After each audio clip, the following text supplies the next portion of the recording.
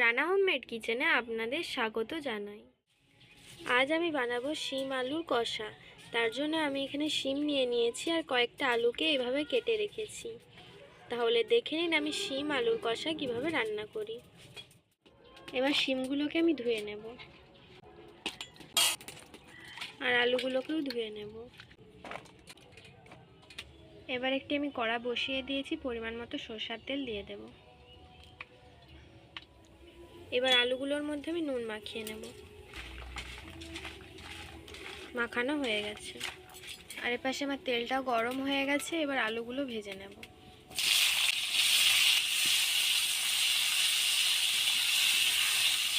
হালকা লাল লাল করে ভেজে নেব আলুগুলোকে। আলুগুলো হালকা ভাজা হয়ে গেছে, এবার আমি তুলে নেব।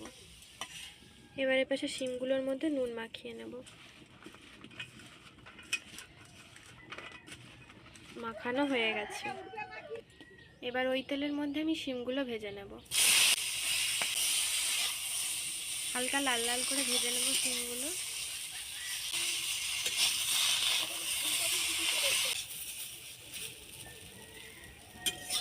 শিমগুলো ভাজা হয়ে গেছে, এবার আমি তুলে নেব। আবার আমি কড়া বসিয়ে দিয়েছি, পরিমাণ মতো সরষের তেল দিয়ে দেব। একটি তেজপাতা আর অল্প পরিমাণে চিনি দিয়ে দেব। আর আমি আগে থেকে একটা মশলা বানিয়ে রেখেছিলাম। এর মধ্যে আছে একটা ছোট সাইজের টমেটোকে আমি কুচিয়ে রেখেছি, 1 চামচ জিরে গুঁড়ো, 1 চামচ ধনে গুঁড়ো, 1 চামচ হলুদ গুঁড়ো আর 1 চামচ মতো আদাকে আমি পেস্ট করে রেখেছি আর 2টো শুকনো লঙ্কাকেও আমি এর মধ্যে পেস্ট করে দিয়েছি। জল দিয়েও গুলিয়ে রেখেছি। এবার এটা আমি ওর মধ্যে দিয়ে দেব।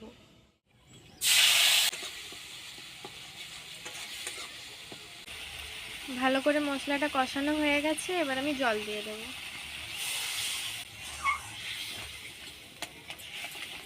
এবার ওর মধ্যে আমি ভেজে রাখা শিম আর আলুগুলো দিয়ে দেব।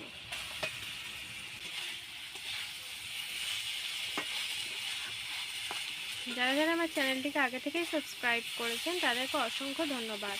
আর যারা যারা সাবস্ক্রাইব করেনি তারা জলদি সাবস্ক্রাইব করে দিন, যাতে নতুন নতুন রান্নার ভিডিও আপনারা দেখতে পারেন। ভালো করে কষানো হয়ে গেছে, এবার আমি জল দিয়ে দেব।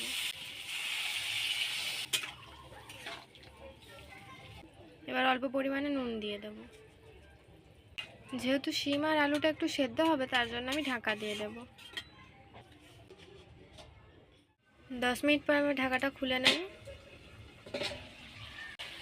শিম আর আলুটা সেদ্ধ হয়ে গেছে নাকি দেখব। সেদ্ধ হয়ে গেছে। এবার ওর মধ্যে আমি গরম মশলা দিয়ে দেব, দিয়ে একটু নেড়ে নেব। আমার এই শিমের কষা রেসিপিটা যদি আপনাদের ভালো লেগে থাকে তাহলে সাবস্ক্রাইব করুন আমাদের চ্যানেলটি, যাতে পরের ভিডিওর জন্য নোটিফিকেশন আপনারা পান।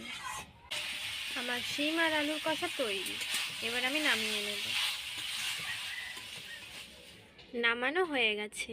এটি দেখতেও যেমন সুন্দর হয়েছে, গরম গরম ভাতের সাথে দারুণ লাগবে খেতে। তো আপনার বাড়িতে অবশ্যই ট্রাই করবেন আর খেয়ে কমেন্টে জানাবেন কেমন লাগলো। তো ভালো থাকবেন, সুস্থ থাকবেন, টাটা।